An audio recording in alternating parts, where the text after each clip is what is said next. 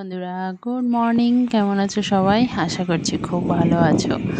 আর রোজকার মতোই বলছি, তোমাদের পড়াশোনাও নিশ্চয়ই ভালো চলছে। আর সব কিছু মিলিয়ে আম, নিশ্চয়ই ভালোই চলছে। যাই হোক, আজকে 11 তারিখ। আমাদের চ্যালেঞ্জের আর 3 দিন বাকি। তো এর মধ্যে খুব বেশি আজকে ভিডিও শ্যুট করিনি। আর এত গরম পড়ছে না, গরমে কোনো কিছু ভালো লাগছে না।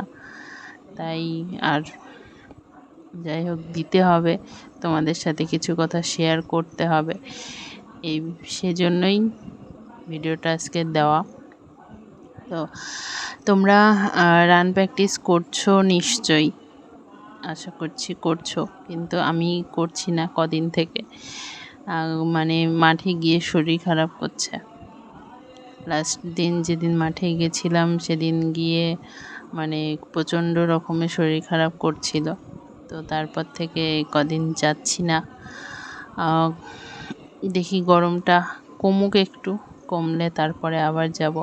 যদিও এখন রানটা বন্ধ দেওয়া ঠিক হচ্ছে না, বুঝতে পারছি, কিন্তু কিছু করার নেই।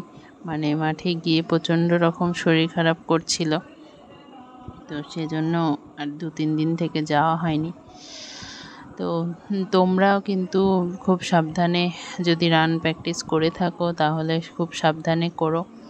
মাঠে গেলে যদি পারো খুব সকালে যাও, আর রোদের মধ্যে যেও না। আমিও সকালেই যাচ্ছি, কিন্তু কি বলো তো, এখন 5টা বাজতে বাজতেই না রোদ চলে আসছে মাঠে। আর রোদ চলে আসার পর প্রচণ্ড শরীর খারাপ করছে।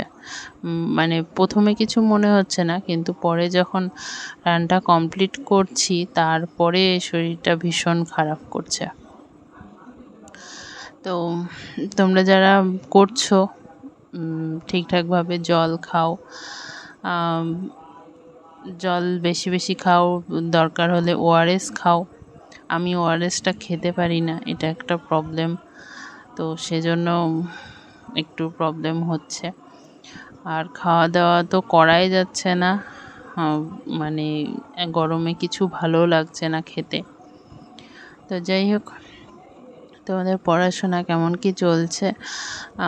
তোমরা এখনও অনেকে জিজ্ঞাসা করছো আমি জিকে কোথায় থেকে পড়ছি, স্ট্যাটিক জিকে কোথায় থেকে পড়ছি।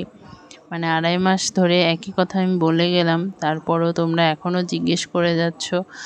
যাই হোক, আমি জিকে ক্র্যাক WBCS থেকে পড়ছি, স্ট্যাটিক জিকেও ক্র্যাক WBCS থেকে পড়ছি, এবং ইংলিশ নিতু ম্যামের বই থেকে পড়ছি, ম্যাথ আর জিআই সুবীর দাসের বই থেকে করছি।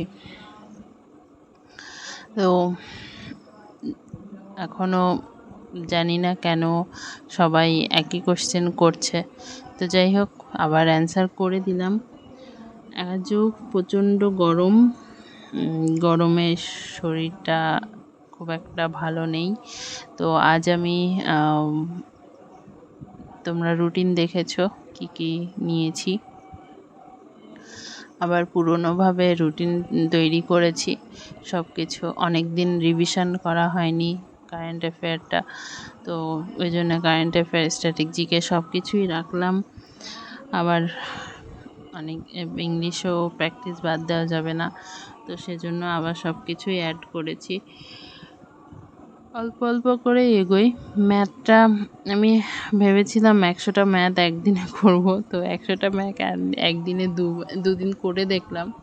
মানে মাথা পুরো পাগল পাগল হয়ে যাচ্ছে, আর মাথার মধ্যে কিছুই ঢুকছে না। শুধু এই ম্যাথই মনে হচ্ছে, ম্যাথ যেগুলো করেছি সেগুলোই ঘুরছে, যেটা পারছি না সেটাই মাথার মধ্যে সব অল টাইম ঘুরছে, অন্য কিছু মাথায় আর ঢুকছে না। তো সেজন্য ভাবলাম না, এভাবে হবে না, যেমন রুটিন চলছিল তেমনই চলুক, আস্তে আস্তে এগোই। তো এই হচ্ছে ব্যাপার।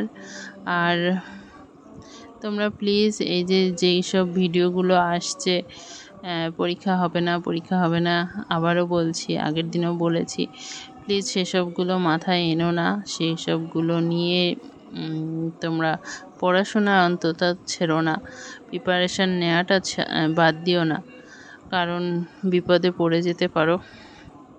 দেখা গেল হুট করে সম এই প্রবলেমটা, যে প্রবলেমটা হয়েছে ওবিসি নিয়ে, সে প্রবলেমটা সলভ হয়ে গেল, হুট করে ডেট পড়ে গেল। তো এখনও অনেকেই বলছে যে সেপ্টেম্বরে কেপি হবে, পুজোর পরে ডাব্লিউবিপি হবে।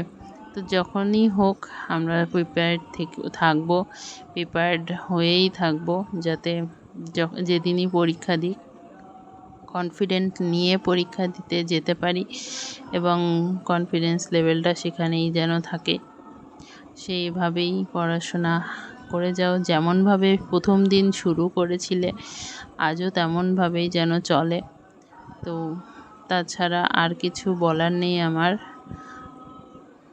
আর যদি ঈশ্বর আমাদের ধৈর্যের পরীক্ষা নিতে চান তো পরীক্ষা দিতে হবে, কিছু করার নেই। আসলে কি বলো তো, কোনো একটা জিনিস পেতে হলে কিছু একটা জিনিস ত্যাগ করতেই হয়, এটাই নিয়ম। কারণ ভোরের সূর্য দেখতে হলে রাতের অন্ধকারকে কাটাতেই হয়।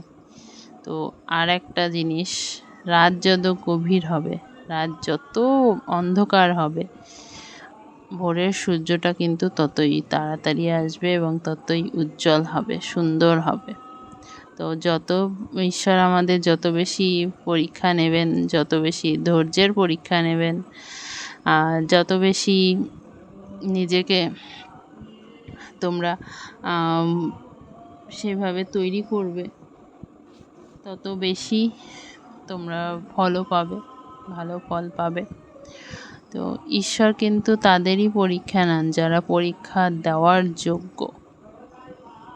আর ঈশ্বর আমাদের এইসব পরিস্থিতির মধ্যে ফেলে, খারাপ সময়ের মধ্যে ফেলে, আমরা যাতে স্ট্রং হই, আমরা যাতে আরও বেশি নিজেকে ইমপ্রুভ করতে পারি, সেই জন্যই কিন্তু ঈশ্বর আমাদের এই পরীক্ষাগুলো নিয়ে থাকেন, এই খারাপ পরিস্থিতিগুলো আমাদের জীবনে নিয়ে আসেন, খারাপ সময়গুলো নিয়ে আসেন। হ্যাঁ, আমরা খারাপ সময় আসলে অবশ্যই ঈশ্বরকে দোষারোপ করি, কিন্তু ঈশ্বর কিন্তু আমাদের ভালোর জন্যই করেন। তো সেজন্যই বলে যা হয় মঙ্গলের জন্যই হয়, এই জন্যই এই কথাটা প্রচলিত।